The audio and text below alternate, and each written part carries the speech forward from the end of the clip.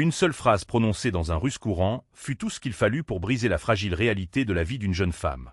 Un instant, elle était Hélène Rivière, une serveuse dans un restaurant huppé de Paris, noyée sous les dettes et le désespoir, ses mains sentant le produit à polir au citron, et son avenir paraissant aussi sombre que les bouts éraflés de ses chaussures de travail. L'instant d'après, elle était le centre de l'attention de l'homme le plus puissant de la pièce, un millionnaire dont les yeux avaient l'éclat froid et calculateur d'un prédateur. Elle ne le savait pas encore, mais ses mots chuchotés et urgents lors d'un appel téléphonique interrompu n'étaient pas une simple interruption de son dîner. C'était une audition. Une audition pour un rôle qu'elle n'avait jamais demandé dans un drame de vie ou de mort se jouant à 12 000 mètres d'altitude, avec un passé qu'elle croyait enterré depuis longtemps. Le cliquetis de l'argenterie sur la porcelaine était la symphonie de la vie d'Hélène Rivière. C'était une partition prévisible, ponctuée par le pétillement de l'eau gazeuse, le murmure des conversations feutrées et le claquement de doigts secs et exigeants d'un client. L'Orangerie, un bastion de la nouvelle cuisine française niché dans le 8e arrondissement de Paris, était à des années-lumière de son propre monde. Ici, les femmes portaient des bijoux qui auraient pu rembourser l'hypothèque de la petite maison suffocante de sa mère à Saint-Denis. Les hommes discutaient de fusion à voix basse, leurs costumes sur mesure coûtant plus que son salaire annuel. Pour Hélène, c'était une scène où elle jouait le rôle de la servante invisible. 26 ans, un diplôme en langue slave de la Sorbonne prenant la poussière dans une boîte. Elle était un fantôme dans un tablier noir. Elle avait l'intellect vif de son père et les yeux lasses de sa mère, une combinaison qui ressemblait à une blague cruelle. Ses rêves de devenir interprète à l'ONU s'étaient dissous le jour où son père, un brillant professeur de linguistique, était mort dans un accident de voiture soudain et brutal, laissant derrière lui une montagne de dettes inattendues et une épouse au cœur fragile. Hélène avait donc troqué les amphithéâtres contre les nappes en lin, le dictionnaire mental de déclinaison et de conjugaison remplacé par une liste mémorisée d'accords mets et vains et de modifications sans gluten. Ce mardi soir-là, l'air de l'Orangerie était épais de l'odeur d'huile de truffe et de privilèges. La table 7 était son centre d'attention. Son unique occupant était un homme qui dégageait une aura de pouvoir si intense que les autres convives laissaient instinctivement un plus grand espace autour de sa table. Son nom, elle l'avait appris sur la liste des réservations, était Julien Sterling, un titan du capital investissement, un nom murmuré avec un mélange d'admiration et de peur dans le monde de la finance parisienne. Il était plus âgé, peut-être à la fin de la cinquantaine, avec des cheveux argentés coiffés en arrière depuis une implantation en V prononcée et des yeux de la couleur d'un ciel d'hiver. Il n'avait pas jeté un seul regard au menu, commandant simplement le tourne-dos Rossini saignant et une bouteille de Château Margaux qui coûtait à Hélène une semaine de salaire. Il passa la majeure partie du repas au téléphone, sa voix un grondement bas et dangereux. Hélène se déplaçait autour de lui avec une discrétion exercée, remplissant son verre d'eau, débarrassant son assiette à pain, sentant son regard dédaigneux glisser sur elle. Elle faisait partie du décor, rien de plus. Le drame commença alors qu'elle débarrassait le plat principal. Un des commis, un adolescent nerveux nommé Léo, frôla de trop près une table voisine de jeunes loups de la finance bruyant. Un plateau de verre d'eau bascula, s'écrasant sur le sol. Dans le chaos qui s'ensuivit, l'un des hommes à la table, riant et distrait, fit tomber son propre téléphone de la table. Il glissa sur le sol poli, atterrissant près du revers du pantalon impeccable de Julien Sterling. Simultanément, le téléphone se mit à sonner, sa sonnerie une version stridente et aiguë d'une chanson folklorique russe. Le propriétaire du téléphone, un jeune homme au visage rougeau nommé Thomas, se précipita pour le ramasser, mais Sterling fut plus rapide. Avec la précision d'un chirurgien, il se pencha, ramassa le téléphone et jeta un œil à l'identifiant de l'appelant. Son front se plissa. L'écran brillait d'un nom en cyrillique, Dimitri. Il était sur le point de le rendre quand Thomas l'atteignit enfin. « Oh, pardon, monsieur. Merci. Je vais le prendre. » Mais Sterling ne bougea pas. Il regarda le téléphone, puis l'homme troublé, son regard glacial l'évaluant. « Vous parlez russe ?» demanda-t-il, sa voix douce mais portant un poids indéniable. Thomas pâlit. « Non, monsieur. C'est un client. Il utilise une application de traduction. Ça se passe bien d'habitude. » Le téléphone continuait sa sonnerie insistante. Une veine palpitait à la tempe de Sterling. Il semblait faire une douzaine de calculs à la seconde. Son propre accord de plusieurs milliards d'euros avec un oligarque russe notoirement difficile était dans une situation précaire. Et le nom sur ce téléphone, c'était une coïncidence glaçante. C'est alors qu'Hélène s'avança. Ce fut une impulsion, une étincelle de son ancien moi, l'érudite, la linguiste, la femme qui pouvait naviguer dans les courants complexes du langage comme si elle y était née. Elle ne supportait pas le massacre d'une belle langue par une application sans âme. « Excusez-moi, monsieur, dit-elle, sa voix calme mais claire, adressant ces mots à Thomas, mais son attention à Sterling. « Voudriez-vous que je prenne un message ?» Thomas la regarda, déconcerté. « Vous parlez russe ?» Le regard de Sterling se fixa sur elle. Pour la première fois de la soirée, il la vit vraiment. Il vit au-delà du tablier et des rides de fatigue autour de ses yeux. Il vit l'étincelle d'intelligence, la droiture de sa posture. « Oui », dit simplement Hélène. Sterling lui tendit le téléphone. Ce n'était pas une demande. C'était un ordre. « Répondez. » Son cœur battait à tout rompre contre ses côtes. C'était une violation de toutes les règles du service, de la vie privée.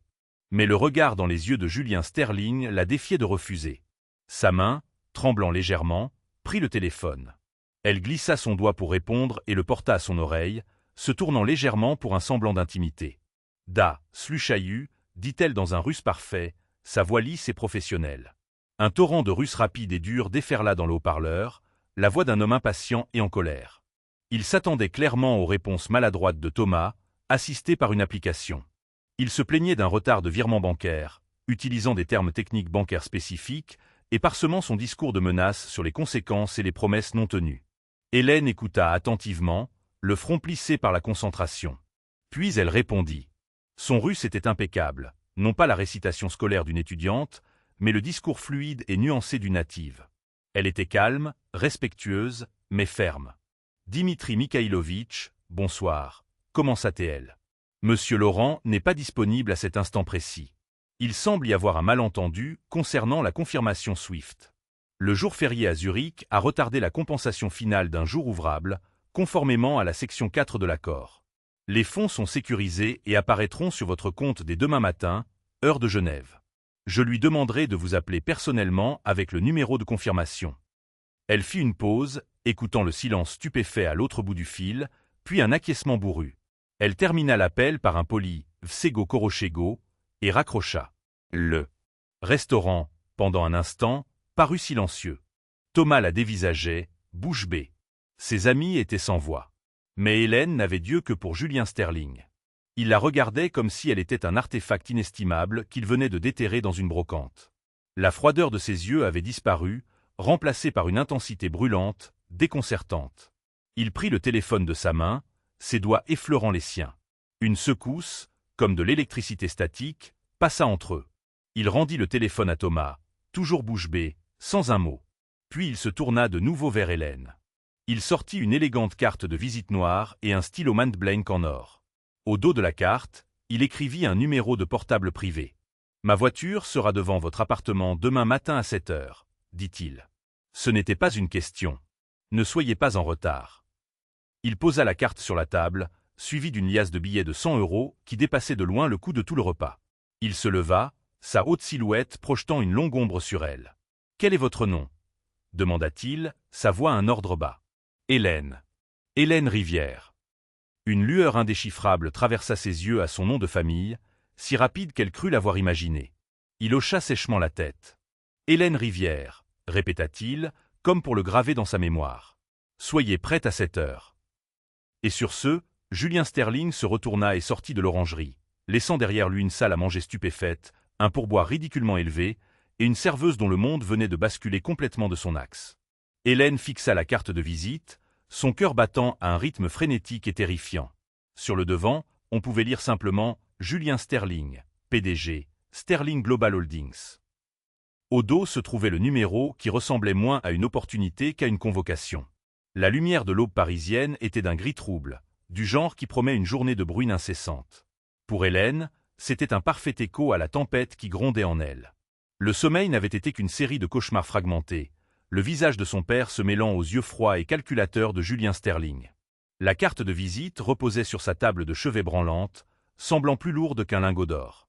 Était-ce une offre d'emploi? Une proposition? Une blague cruelle d'un milliardaire qui s'ennuyait? Son esprit logique, celui qui avait été affûté par des années de discipline universitaire, lui disait de l'ignorer. Les hommes comme Sterling ne sortaient pas les serveuses de l'anonymat. Ils évoluaient dans une autre stratosphère, gouvernés par des règles qu'elle ne pouvait possiblement pas comprendre. Mais le désespoir était une douleur physique dans sa poitrine. Chaque matin commençait par le rituel de la vérification du compte bancaire de sa mère, regardant les maigres fonds diminuer face à l'assaut des factures médicales. Sa mère, Une femme fière qui avait autrefois enseigné le piano était maintenant enchaînée à une machine à oxygène. Son monde s'était rétréci aux 4 murs de leur petit appartement HLM. Le traitement cardiaque expérimental que ses médecins recommandaient était un fantasme. Son coût était si astronomique qu'il aurait tout aussi bien pu s'agir d'un vol pour la Lune. Cette liasse de billets de 100 € de la nuit dernière était posée sur sa commode, un témoignage silencieux du gouffre qui séparait leur monde. C'était plus que ce qu'elle gagnait en 2 semaines de services doubles épuisants. Et si c'était réel? À 6h45, vêtue de son seul pantalon noir décent et d'un chemisier bleu marine usé mais propre, elle se tenait près de la fenêtre de son appartement au 4e étage sans ascenseur, regardant la rue luisante de pluie. Son reflet dans la vitre était un fantôme pâle et anxieux. C'était insensé. Il ne viendrait pas. À cette heure précise, une Mercedes Maybach noire, si élégante et silencieuse qu'elle semblait absorber la lumière environnante, s'arrêta en glissant devant son immeuble. Elle était aussi déplacée dans sa rue délabrée de Saint-Denis qu'une panthère dans un zoo pour enfants. Un homme en costume sombre, bâti comme un coffre-fort avec une oreillette nichée dans l'oreille, sortit et ouvrit la portière arrière, ses yeux balayant la rue avant de regarder directement vers sa fenêtre. Il ne fit aucun signe de la main, ne l'invita pas. Il attendit simplement. Son cœur bondit dans sa gorge. C'était réel. Prenant une profonde inspiration tremblante, elle attrapa son trench coat usé et son sac à main, qui contenait à peine plus que ses clés, un téléphone fissuré et un exemplaire corné d'Anna Karénine. En sortant, elle jeta un coup d'œil dans la chambre de sa mère. Marie Rivière dormait, sa respiration faible, le sifflement de la machine à oxygène étant le seul son. Un amour féroce et protecteur déferla en Hélène, éteignant les dernières braises de sa peur. Elle griffonna un mot rapide, « Servisto, je t'aime », et le laissa sur le comptoir de la cuisine. La descente des escaliers lui sembla être une descente dans une autre vie. L'air dans la Maybach était frais et sentait le cuir riche et autre chose, l'argent. Le silence était total, la symphonie matinale chaotique de la ville complètement étouffée par l'épais verre blindé. L'homme qui avait ouvert la porte, qui se présenta seulement comme Marcus, s'assit sur le siège passager, les yeux fixés vers l'avant. Ils roulèrent en silence pendant ce qui sembla une éternité, traversant le pont de Neuilly pour entrer dans les canyons d'acier et de verre de Paris. Ils ne s'arrêtèrent pas devant un immeuble de bureaux comme elle s'y attendait. Au lieu de cela, ils s'arrêtèrent devant le Bristol, un palais d'opulence cristalline. Marcus la conduisit non pas au hall, mais à un ascenseur privé. Ils montèrent sans un bruit, l'ascenseur s'ouvrant directement sur une suite pentouze tentaculaire. Julien Sterling se tenait près d'une baille vitrée, regardant le jardin des Tuileries. Il n'était pas en costume, mais portait un pull en cachemire gris anthracite et un pantalon sombre. Il ressemblait moins à un raideur d'entreprise qu'à un roi arpentant son domaine. « Hélène Rivière », dit-il en se tournant vers elle, ses yeux tout aussi perçants à la lumière du jour. Son regard la parcourut, observant le tissu bon marché de son manteau et la façon nerveuse dont elle serrait son sac. « Vous êtes ponctuelle. J'apprécie cela. » Il désigna une grande table en verre où se trouvaient 2 dossiers. « Un café. »« Non, merci, monsieur Sterling, » dit-elle, sa voix plus stable qu'elle ne le sentait. « Asseyez-vous, » ordonna-t-il, prenant place en face d'elle. « Je ne crois pas à la perte de temps, mademoiselle Rivière. La nuit dernière n'était pas une coïncidence. Je recherche quelqu'un avec un ensemble de compétences très spécifiques. Une compréhension nuancée et de niveau natif de la langue russe et de son contexte culturel. Pas seulement la capacité de traduire des mots, mais d'interpréter l'intention. Votre père était un maître en la matière.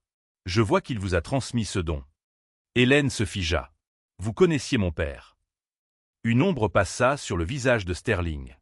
En effet, le professeur Alexis Rivière était un homme brillant, un consultant pour ma société à plusieurs reprises. Son travail sur la nuance linguistique dans les négociations à hauts enjeux était révolutionnaire. Sa mort a été une grande perte. La mention désinvolte de son père, l'homme dont l'absence était une blessure béante et à vivre dans sa vie, lui envoya un frisson dans le dos. Sterling l'avait connu. Pourquoi son père n'avait-il jamais mentionné travailler pour un homme comme celui-ci? De quoi s'agit-il, monsieur Sterling? Il poussa l'un des dossiers sur la table. C'était un accord de non-divulgation, épais et intimidant, rempli de clauses qui promettaient des poursuites judiciaires ruineuses si elles soufflaient ne serait-ce qu'un mot de leur rencontre. Il s'agit d'une transaction commerciale, très sensible. Elle nécessite un voyage à Genève, immédiatement. Genève. Le mot flottait dans l'air, incroyablement exotique. La partie que je rencontre est difficile, continua Sterling, sa voix baissant. Ils sont russes. Ils ne font confiance à personne, et encore moins aux traducteurs d'entreprises qui peuvent être achetés. Ils répondent à la force et à l'authenticité. L'homme à qui vous avez parlé au téléphone hier soir était un associé de cette partie. Votre gestion de la situation était impressionnante. Vous avez désamorcé, clarifié et commandé le respect sans être agressive. C'est un talent rare. Il fit glisser le second dossier vers elle. C'était une confirmation de virement bancaire. Ses yeux s'écarquillèrent en lisant les chiffres. Le virement était de 250 000 €, libellé à l'ordre de l'unité de soins cardiaques de l'hôpital de la Pitié-Salpêtrière, avec une note de référence pour les soins de Marie Rivière. Hélène sentit l'air lui manquer. C'était le montant exact nécessaire pour le traitement de sa mère. C'est une prime à la signature, dit Sterling, sa voix plate, ne trahissant aucune émotion. Il a été envoyé il y a 30 minutes. Il est déjà sur le compte de l'hôpital. Que vous acceptiez mon offre ou non, l'argent est à vous. Considérez-le comme un paiement posthume pour les précieux services de votre père. La nausée et un sentiment vertigineux d'espoir la submergèrent. Cet homme avait, d'une simple pression sur une touche, résolu le problème le plus écrasant de sa vie. Mais le prix n'était pas dit, suspendu dans l'air entre eux. « Que voulez-vous que je fasse » murmura-t-elle. « Je veux que vous soyez ma voix, mes oreilles, mon baromètre culturel. Pendant les prochaines 48 heures, vous serez ma consultante personnelle. Vous m'accompagnerez à Genève. Vous assisterez à une réunion, écouterez et me fournirez une analyse en temps réel du sous-texte, des idiomes, des significations cachées. Vous ne traduirez que lorsque je vous le demanderai. Votre rôle principal est d'interpréter l'intention. En échange de ces 48 heures de votre temps, à notre retour réussi, 1 million d'euros supplémentaires sera déposé sur un compte de votre choix. 1 million d'euros. Le chiffre était si vaste, si absurde, qu'il ne semblait même pas réel. C'était la liberté. C'était un avenir. C'était une nouvelle vie pour elle et sa mère. Mais un œuf froid d'appréhension se forma dans son estomac. Pourquoi un simple travail de traduction et d'analyse commanderait-il un tel prix? Les hommes comme Sterling ne donnaient pas d'argent. Ils l'utilisaient comme un levier. « Pourquoi moi » demanda-t-elle, le regardant droit dans les yeux. « Il y a des centaines d'interprètes professionnels dans cette ville. » Sterling se pencha en avant, ses yeux glacials se fixant sur les siens. « Parce que, mademoiselle Rivière, aucune d'entre elles n'est la fille d'Alexis Rivière. Mon adversaire dans cette négociation connaissait votre père. Il le respectait. Avoir sa fille à mes côtés me confère une certaine crédibilité d'héritage. Un avantage qu'il n'anticipera pas, il l'utilisait. Il utilisait son nom, la mémoire de son père. La pensée était écœurante. Mais alors, l'image de sa mère, frêle et luttant pour respirer, traversa son esprit. Que valait sa fierté comparée à la vie de sa mère? Elle regarda l'accord de non-divulgation, puis le visage illisible de Sterling. Elle était un pion dans un jeu qu'elle ne comprenait pas, joué sur un échiquier qu'elle ne pouvait pas voir. Mais pour la première fois depuis des années, elle avait le pouvoir de faire un mouvement. D'une main étonnamment stable, elle prit le stylo. « Où est-ce que je signe ?» Dès que la signature d'Hélène sécha sur l'accord de non-divulgation, son ancienne vie fut effacée sans ménagement. Le monde s'accéléra en un montage étourdissant de luxe organisé. Marcus, le chauffeur, silencieux, devint son chaperon. Sa présence était une ombre constante et rassurante. « Nous avons un emploi du temps à respecter », avait dit Sterling en se levant, l'affaire conclue. « Votre garde-robe n'est pas adaptée. » Avant qu'elle ne puisse digérer l'affront, elle était de retour dans la Maybach, cette fois glissant sur l'avenue Montaigne vers la façade emblématique d'une grande maison de couture. La boutique n'était même pas encore ouverte au public, mais les portes s'ouvrirent pour eux. Une personnelle chopeuse, une femme nommée Geneviève avec une coupe de cheveux sévère et un sourire étrangement chaleureux, attendait. « Monsieur Sterling a tout arrangé », gazouilla Geneviève, menant Hélène dans un salon privé plus grand que tout son appartement. Des portants de vêtements attendaient déjà, des pulls en cachemire dans des tons neutres, des chemisiers en soie sur mesure, des pantalons en laine au tombé parfait, et un superbe manteau croisé gris anthracite de Max Mara. Pendant l'heure qui suivit, Hélène fut une poupée que l'on habillait. Elle se débarrassa de ses vêtements usés, des textures familières d'une vie de privation, et fut zippée et boutonnée dans une nouvelle peau. Les tissus étaient doux, les coupes impeccables. Il la faisait se tenir plus droite. Dans le miroir à 3 faces, elle vit une étrangère la regarder. Cette femme était élégante, confiante, énigmatique. Elle semblait appartenir à un monde de jets privés et de banques suisses. Une paire de mocassins en cuir à talons bas, confortables mais superbement confectionnés de chez Todès, remplaça ses ballerines éraflées. Un sac fourre-tout en cuir simple et élégant de Valextra remplaça son sac en lambeaux. Pas de bijoux, à l'exception d'une montre, avait instruit Sterling via Marcus. Une fine montre Cartier-Tank fut attachée à son poignet. Subtile, professionnelle, vieille fortune. La transformation était profondément troublante.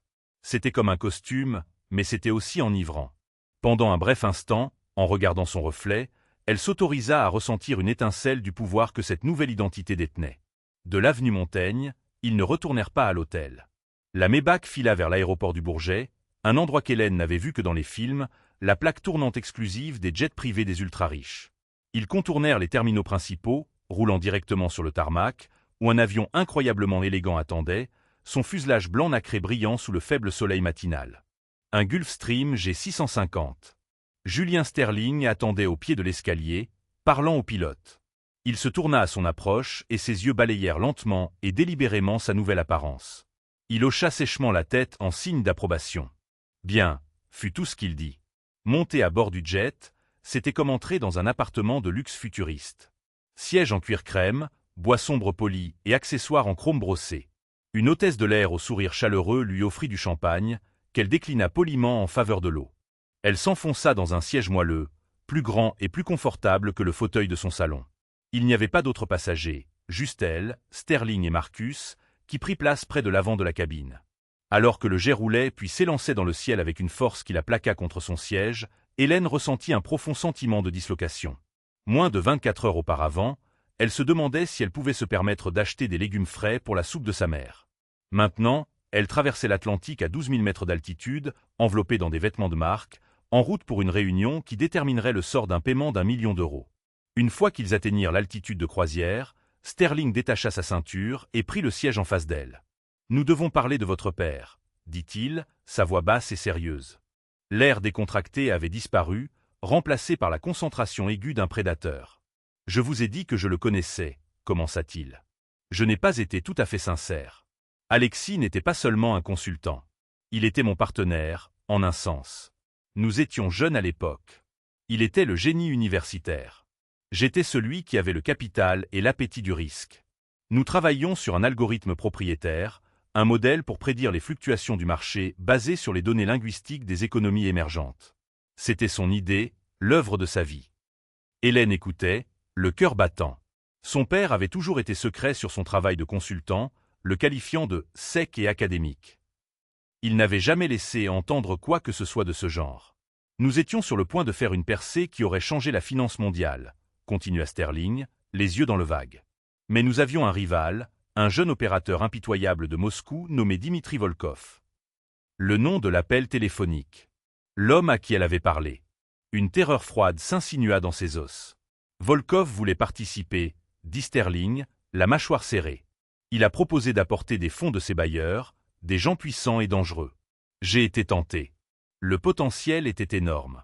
Mais Alexis a refusé. Il a dit que l'argent de Volkov était sale, que ses méthodes étaient corrompues. Il a vu en lui une noirceur que moi, dans mon ambition, j'ai choisi d'ignorer. Il fit une pause, faisant tourner le liquide ambré dans le verre qu'il tenait. Nous nous sommes disputés, une grosse dispute. Je l'ai accusé d'être timoré, de laisser passer une opportunité historique. Il m'a accusé d'avoir perdu ma boussole morale. Une semaine plus tard, il était mort. Hélène le fixa, sans voix. Le rapport officiel avait parlé d'un accident tragique. Un conducteur ivre qui s'était déporté sur sa voie. Le conducteur était également mort dans l'accident. L'affaire était classée. « Vous pensez que ce n'était pas un accident ?» murmura-t-elle. « Je ne peux rien prouver, » dit Sterling, sa voix un grognement sourd. L'enquête officielle était sans faille. Mais Volkov, il a disparu pendant un certain temps, puis a refait surface 1 an plus tard avec un modèle de prédiction du marché étrangement similaire à celui d'Alexis. Il a bâti un empire avec ça. Un empire qui a été construit sur le génie de votre père. Il se pencha plus près, son intensité la clouant à son siège. Cette réunion à Genève ne concerne pas un nouvel accord, mademoiselle Rivière. Elle concerne l'ancien. Volkov a quelque chose qui m'appartient. À votre père. Le code source original de l'algorithme sur une unique clé de données cryptée. C'est la seule preuve existante qu'il a volé la propriété intellectuelle. Pendant des années, il a utilisé son existence pour me tenir à distance. Une forme de chantage pour s'assurer que je n'agirais jamais contre lui. Mais maintenant, il a des problèmes. Ses bailleurs de fonds le pressent. Il a besoin d'une injection massive de liquidités. Et il a finalement accepté de me revendre la clé. Soudain, tout s'emboîta. Les honoraires astronomiques, le besoin d'elle spécifiquement, la mention du nom de son père. Donc, ce que vous avez dit sur la crédibilité d'héritage était vrai, conclut Sterling. Volkov est paranoïaque. Il croit que c'est un piège. Il a refusé de rencontrer mes collaborateurs habituels. Mais quand j'ai proposé d'amener la fille de l'homme qu'il a lésé, quelqu'un avec un intérêt personnel, en tant qu'observatrice neutre et traductrice, il a accepté. Il est arrogant. Il voit cela comme une insulte finale, une façon d'exhiber sa victoire face à l'héritage de votre père. Il ne s'attend pas à ce que vous soyez plus qu'un symbole. Hélène sentit une vague de fureur glaciale. Ce n'était pas une transaction commerciale.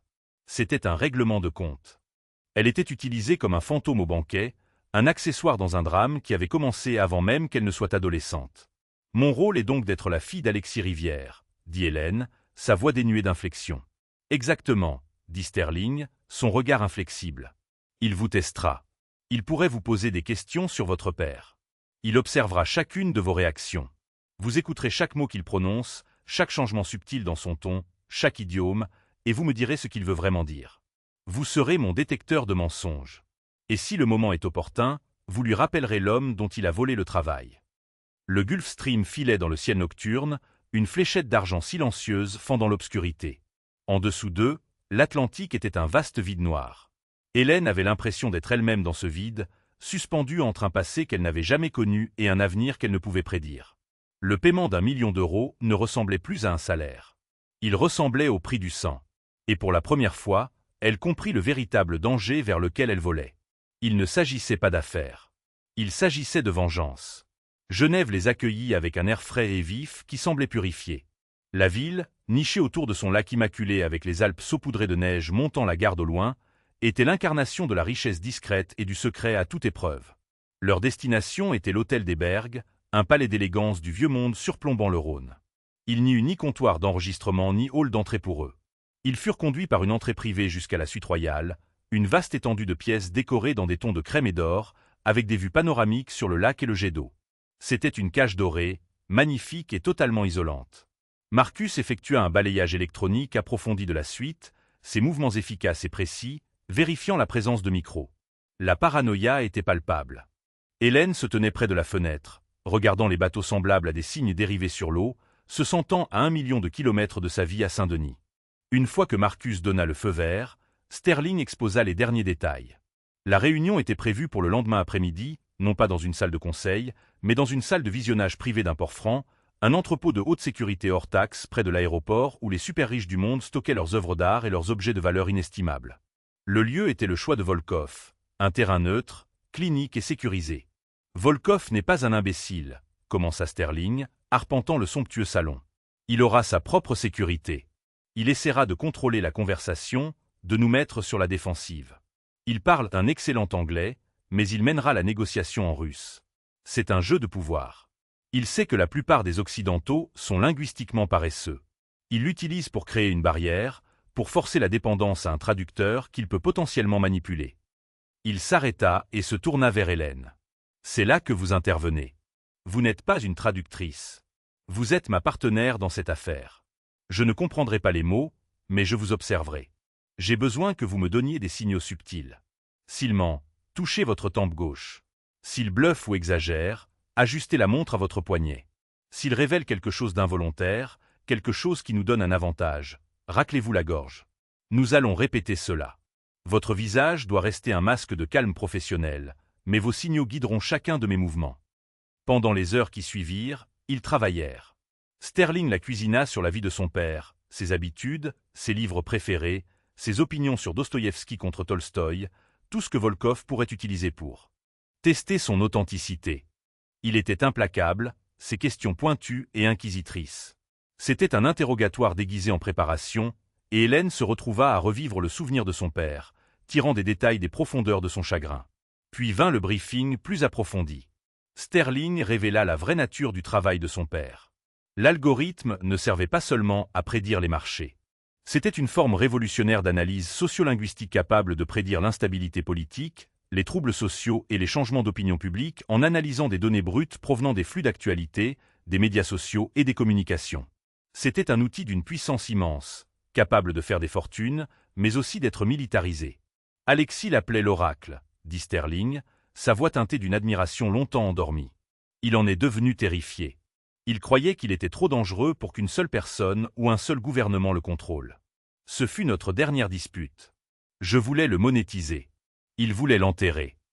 La clé de données cryptée ne contenait pas seulement le code source. Elle contenait la version finale mise à jour par son père, une version que Sterling lui-même n'avait jamais vue.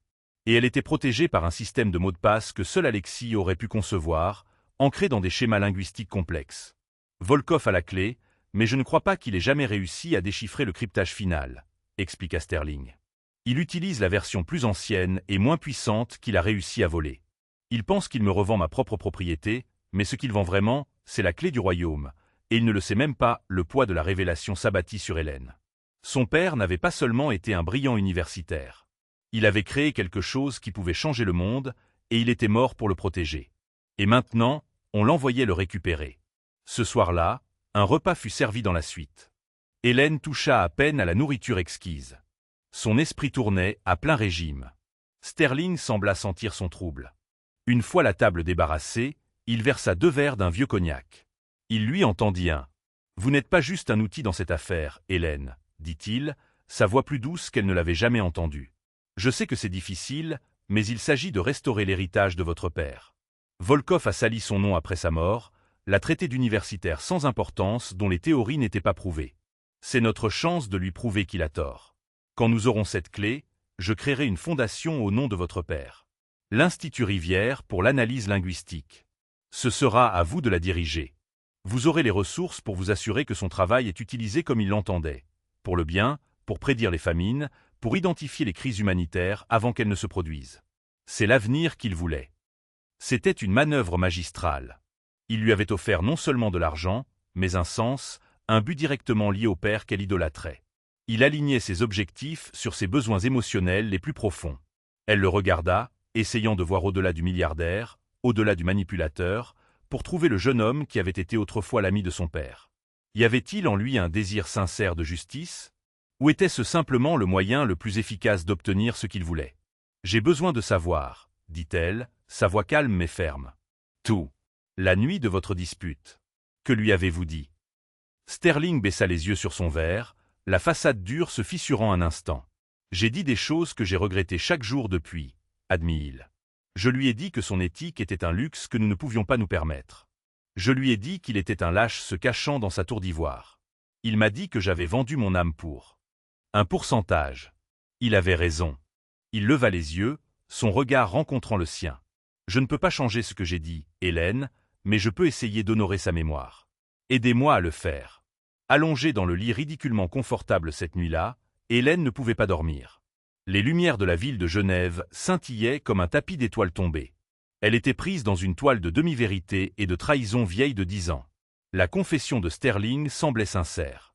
Pourtant, elle ne pouvait se défaire du sentiment qu'elle ne voyait encore que la partie de l'iceberg qu'il voulait bien lui montrer. Elle n'était plus une simple serveuse. Elle était l'héritière d'un dangereux legs, une actrice clé dans un jeu aux enjeux immenses. Demain, elle entrerait dans une pièce avec l'homme qui avait peut-être assassiné son père, et elle devrait devenir une actrice parfaite, une interprète sans faille, et un fantôme de la vengeance, tout à la fois. La peur était un nœud froid et dur dans son estomac. Mais en dessous, autre chose s'embrasait, une détermination d'acier. Elle le ferait, pas pour Sterling, et pas seulement pour l'argent. Elle le ferait pour Alexis Rivière. Le port franc de Genève était un lieu d'une stérilité troublante, un complexe tentaculaire de bâtiments en béton sans âme qui ne trahissait rien des milliards d'euros de trésors entreposés à l'intérieur. L'air y était frais et sec, sentant faiblement l'ozone des systèmes de sécurité de haute technologie. Il n'y avait pas de décoration, pas d'art sur les murs. L'art était l'actif, enfermé dans des coffres-forts à climat contrôlé. C'était une cathédrale de la richesse sans âme. Marcus les conduisit directement dans une baie de réception souterraine. Il resta avec la voiture. Hélène et Sterling furent accueillis par un administrateur suisse à l'air sévère qui les guida à travers une série de points de contrôle de sécurité. Scanner d'identité, lecteur biométrique, portique de détection de métaux qui faisait passer l'aéroport pour une bibliothèque publique. Le silence était absolu, rompu seulement par le doux bourdonnement de la ventilation et le claquement de leurs chaussures sur le sol en béton poli. Hélène portait une simple robe fourreau gris foncé d'acry, l'incarnation du pouvoir discret. Ses cheveux étaient tirés en un chignon soigné. De l'extérieur, elle était l'image du calme professionnel. À l'intérieur, son cœur était un tambour frénétique contre ses côtes. Elle gardait les mains légèrement jointes devant elle, sentant le poids frais et rassurant de la montre Cartier à son poignet. Tempe gauche pour un mensonge. Ajuster la montre pour un bluff. Les signaux étaient gravés dans son cerveau. La salle de visionnage privée était un cube de mur blanc et d'un éclairage indirect doux. Elle ne contenait qu'une grande table en acier et 4 chaises. Un homme était déjà assis, Dimitri Volkov. Il n'était pas l'oligarque massif et brutal des clichés cinématographiques. Il était beau d'une manière cruelle, aux traits acérés, avec des yeux sombres et pénétrants et un sourire qui ne les atteignait pas. Il était vêtu d'un costume italien fait main d'un bleu marine iridescent, ressemblant plus à un créateur de mode milanais qu'à un prédateur d'entreprise.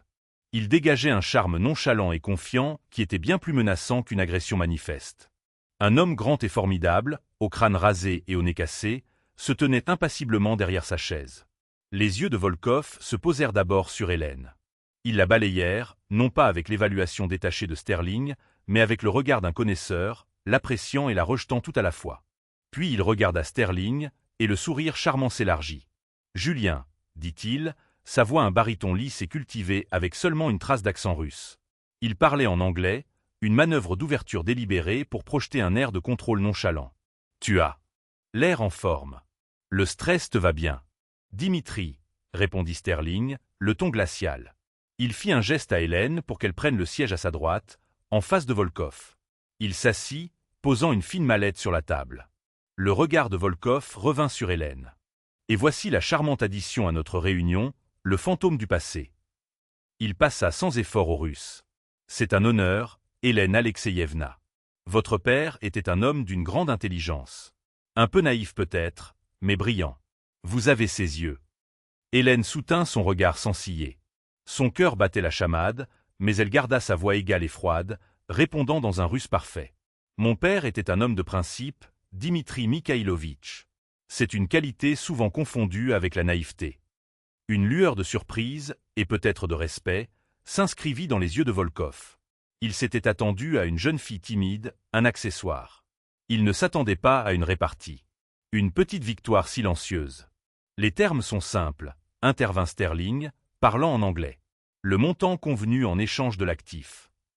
Volkov fit un geste dédaigneux de la main, reportant toute son attention sur Hélène et continuant en russe. Les affaires, si ennuyeuses. Dites-moi, Hélène Alexeyevna, votre père vous a-t-il déjà parlé de son travail, de son grand projet? Il l'appelait l'oracle. Vous savez, si dramatique. Hélène traduisit ses paroles pour Sterling calmement, le visage impassible. Il pose des questions sur le projet oracle. Dites-lui que mon père était un homme discret, instruisit Sterling. Hélène relaya le message, mais y ajouta sa propre touche, une pique calculée. Mon père croyait que les grandes œuvres devaient parler d'elles-mêmes et non être vantées dans des salles de conseil.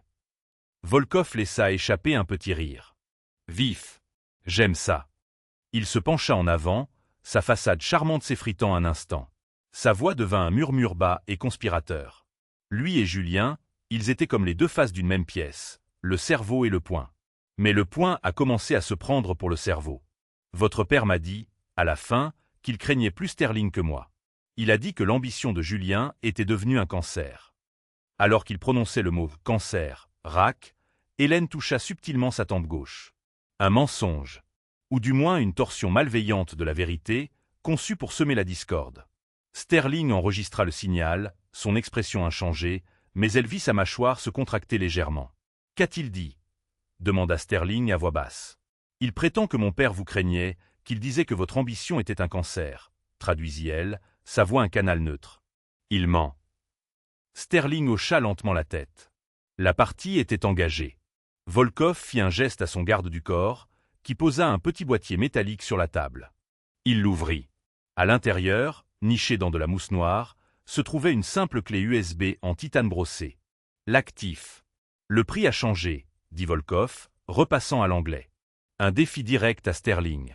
Les conditions du marché sont volatiles. La valeur des actifs uniques a augmenté. Je veux 10% de plus. Sterling s'adossa, le visage de marbre. Hélène observait les yeux de Volkov, le léger changement dans sa posture. Il surjouait sa main. Elle leva lentement et délibérément la main et ajusta la montre Cartier à son poignet. Un bluff. Sterling le vit.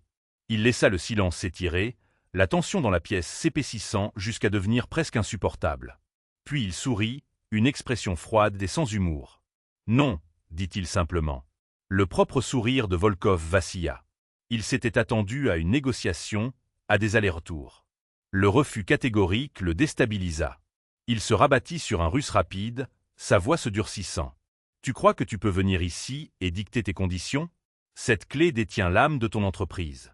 Elle détient le travail d'un homme que tu as trahi. Je l'ai depuis une décennie. Je peux la garder pour une autre. » Il se pavane, dit doucement Hélène à Sterling. Il recycle de vieilles menaces. Il essaie de reprendre le contrôle. « Demandez-lui s'il a déjà réussi à franchir le dernier mot de passe de mon père, suggéra Hélène à Sterling dans un murmure. Voyons sa réaction. Sterling hocha la tête. Traduisez ceci exactement, ordonna-t-il. Il regarda directement Volkov.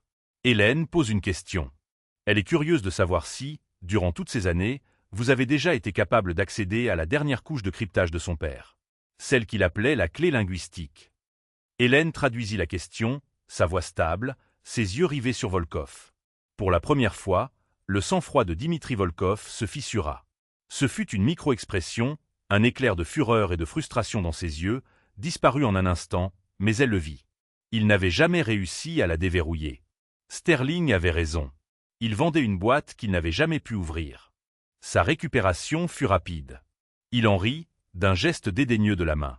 Absurde. Bien sûr que nous l'avons fait. C'était un jeu d'enfant pour mes techniciens. Hélène toucha à nouveau sa tempe gauche. Un mensonge flagrant. Il ment, murmura-t-elle. Il n'y a jamais eu accès. C'était le tournant. Toute la dynamique du pouvoir avait changé. Sterling savait maintenant avec certitude que Volkov ne comprenait pas la vraie valeur de ce qu'il vendait. Sterling se pencha en avant. L'offre originale est sur la table. Vous avez 60 secondes pour l'accepter. Après cela, nous partons, et je transmets à la presse internationale le dossier complet de ma société sur vos associés au Kremlin. Je soupçonne qu'ils ne seront pas ravis d'apprendre votre comptabilité créative. C'était l'atout maître de Sterling. Le visage de Volkov devint pâle de fureur. Il avait été déjoué. Il cracha un seul mot en russe. Zoklasen. D'accord. La transaction s'effectua dans un silence tendu.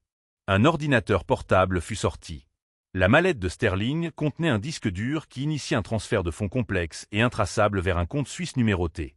Une fois la confirmation reçue, Volkov fit glisser la clé en titane sur la table. Sterling la ramassa. Il la regarda un instant, puis la tendit à Hélène. « L'héritage de votre père, » dit-il doucement. Ses doigts se refermèrent sur le métal froid. Il semblait incroyablement lourd. Alors qu'il se levait pour partir, Volkov regarda Hélène une dernière fois. Un regard étrange, presque apitoyé. « Un conseil, Hélène Alexeyevna, » dit-il en russe. « Vous avez raison de penser que votre père était un homme de principe. Demandez à votre nouveau bienfaiteur ce qu'il est advenu des principes de leur partenariat. Interrogez-le sur l'addendum de Zurich. La signature de votre père dessus est une chose très intéressante. » Le sang d'Hélène se glaça. Elle n'avait jamais entendu parler d'un addendum de Zurich. En traduisant cette dernière pique pour Sterling, elle ne donna aucun signal. Cela semblait différent. Ce n'était ni un mensonge, ni un bluff. Cela ressemblait à une véritable information empoisonnée. Une graine de doute, expertement plantée. Le visage de Sterling s'assombrit. Il lui attrapa le bras, sa poigne étonnamment forte. « Allons-y. » Ils sortirent de la salle blanche et stérile, laissant Dimitri Volkov derrière eux. Hélène serrait la clé dans sa main, son poids n'étant plus seulement symbolique. C'était le poids des secrets, et elle avait le sentiment horrible que Volkov n'était pas le seul monstre dans cette histoire. Au moment où la porte de la suite se referma, la victoire sembla souillée. Le triomphe s'était évaporé, remplacé par une tension glaciale. « Qu'est-ce que l'addendum de Zurich ?» exigea Hélène, sa voix tranchant le lourd silence. Julien Sterling tenta de balayer la pique de Volkov d'un revers de main, la qualifiant de stratagème désespéré d'un homme vaincu, une tentative futile de semer la zizanie. Mais Hélène tint bon, refusant de se laisser berner. « Ne faites pas ça, » l'avertit-elle, son regard inébranlable et perçant. « Vous avez passé la dernière journée à m'apprendre à repérer un mensonge. Et vous êtes en train de mentir. Votre visage, votre ton, votre posture, Tout crie la tromperie. Je suis la seule personne qui puisse déverrouiller cette clé. Mon rôle en tant que votre employé est terminé. Mon rôle en tant que fille d'Alexis Rivière vient de commencer. Alors, commencez à parler. Acculé, la façade de Sterling s'effrita, révélant la panique sous le masque de contrôle. Il avoua. L'addendum était la protection juridique ultime de son père, une pilule empoisonnée qu'il avait rédigée après une de leurs plus amères disputes. Le document stipulait que si Sterling tentait un jour de vendre, de monétiser ou d'utiliser l'oracle à des fins qu'Alexis jugeait contraires à l'éthique, le code source complet serait automatiquement rendu public, le diffusant au monde entier et le rendant instantanément sans valeur. Alexis n'avait pas confiance en mon ambition, admit Sterling, essayant de présenter cela comme un souvenir douloureux, une vieille blessure. Il craignait ce que je pourrais devenir. Volkov essaie juste de nous monter l'un contre l'autre, d'utiliser les fantômes du passé pour détruire notre avenir. Aidez-moi à déverrouiller ceci, Hélène. Nous pouvons honorer l'héritage de votre père ensemble, comme nous l'avions prévu. Je le jure. Son plaidoyer sonnait creux, une autre manipulation calculée, une dernière tentative désespérée de la garder sous son contrôle. L'ignorant, Hélène se dirigea vers l'ordinateur portable sécurisé et inséra la clé en titane. Le métal froid semblait vibrer d'une énergie contenue. « D'abord, nous l'ouvrons », déclara-t-elle froidement, sa voix ne laissant aucune place à la discussion. Fermant les yeux un instant, elle se concentra, canalisant non seulement la mémoire de son père, mais son essence même, sa passion académique, son amour pour la complexité, sa façon de voir le monde à travers le prisme du langage. Elle se souvint d'une conversation tard le soir sur les paradoxes linguistiques, un sujet qui le fascinait. Elle tapa un mot de passe complexe, une phrase en russe ancien qui se contredisait elle-même, un concept qu'il trouvait à la fois beau et profond. L'écran vacilla, puis le contenu du lecteur apparut. Il n'y avait pas des centaines de fichiers, mais seulement 2, placés bien en vue en haut du répertoire. Le premier était intitulé « Oracle V3.1 final ». Le second, un fantôme numérique laissé par son père, la preuve irréfutable du mensonge de Sterling, était nommé « addendum-basuric-sterling.pdf ». Le silence dans la suite fut brisé par le son du chargement du fichier. À côté du nom du puissant algorithme, le nom du document brillait sur l'écran. C'était le dernier message accablant de son père, envoyé d'outre-tombe. Le visage de Julien Sterling devint cendré. Sa tromperie ultime, le fondement de toute cette entreprise, était exposé. À cet instant, le pouvoir dans la pièce ne fit pas que basculer. Il s'inversa complètement. Hélène le regarda, non plus comme une employée trahie, mais comme la seule exécutrice de la volonté de son père. Il ne s'agissait jamais de son héritage, dit-elle, sa voix d'acier froid. Il s'agissait de vous libérer de ces principes, de la dernière chose qui vous empêchait de posséder l'oracle sans aucune contrainte. Elle se tenait maintenant entre lui et l'ordinateur portable, la gardienne de 2 secrets d'une puissance incommensurable. « Voici ce qui va se passer maintenant », déclara-t-elle, son ton ne laissant aucune place à la négociation, imitant la même autorité impitoyable qu'il lui avait montrée. L'Institut Rivière sera créé, financé par une dotation de 50 millions d'euros de votre part. Pas un centime de moins. J'en serai la directrice, avec un contrôle total et inconditionnel. Nous utiliserons l'oracle de manière éthique, pour le bien public, comme mon père l'avait prévu. Et l'addendum signé sera mon assurance. Si jamais vous agissez contre moi, si jamais vous essayez de reprendre le contrôle ou d'interférer, ce document ruinera non seulement votre réputation, mais aussi la valeur de chaque actif que vous possédez lié à cette technologie. C'était sa propre tactique impitoyable, la destruction mutuelle assurée, retournée contre lui. Vaincu par le fantôme de son ami et l'intelligence de sa fille, Sterling, le titan de la finance, ne put que murmurer, le souffle coupé, « D'accord ». Le vol de retour ne se fit pas en tant que subordonné, mais en tant que vainqueur. Hélène ne s'assit pas en face de Sterling, mais dans une autre section de la cabine, seule avec ses pensées et le poids de son nouvel avenir. Quand la Maybach la déposa dans sa rue à Saint-Denis, elle ne jeta pas un regard en arrière au monde de richesse et de mensonges qu'elle laissait derrière elle. Ce n'était plus un monde auquel elle aspirait ou qu'elle craignait. C'était simplement un outil qu'elle avait appris à utiliser. Elle monta les escaliers familiers, ses pas plus assurés qu'ils ne l'avaient jamais été. Son avenir n'était plus un point d'interrogation, mais une certitude qu'elle avait forgée elle-même. Sa mère était réveillée, son visage marqué par l'inquiétude. Hélène prit la main frêle de sa mère, un sourire sincère atteignant enfin ses yeux. « Tout va bien, maman, » dit-elle, sa voix pleine de promesses et de calme. « J'ai un nouveau travail. Un très bon travail. Tu n'as plus à t'inquiéter de rien. Jamais plus. » La serveuse avait disparu. À sa place se tenait une femme qui avait repris son propre destin. L'incroyable parcours d'Hélène Rivière nous rappelle que notre vraie valeur n'est jamais définie par nos circonstances. Un moment, elle était piégée par la dette et le désespoir, mais une compétence cachée, une étincelle de courage et le refus d'être un pion dans le jeu de quelqu'un d'autre ont tout changé. Elle a prouvé que l'arme la plus puissante n'est pas la richesse ou l'influence, mais l'intégrité et l'intelligence d'utiliser le levier qui vous est donné. Son histoire est un témoignage du fait qu'au sein de chaque vie ordinaire, il y a une capacité extraordinaire qui attend son moment pour s'éveiller. Quelles compétences cachées possédez-vous? Quel défi, si vous l'affrontiez de front, pourrait débloquer un avenir dont vous n'avez fait que rêver? Si cette histoire vous a ému ou fait réfléchir, n'hésitez pas à aimer cette vidéo. Cela aide vraiment notre chaîne à se développer. Partagez cette histoire avec quelqu'un qui a besoin qu'on lui rappelle sa propre force intérieure. Et bien sûr, n'oubliez pas de vous abonner et d'activer la cloche de notification pour ne jamais manquer une autre histoire de vie incroyable et vraie qui prouve que la réalité est souvent plus dramatique que la fiction. Merci de votre écoute.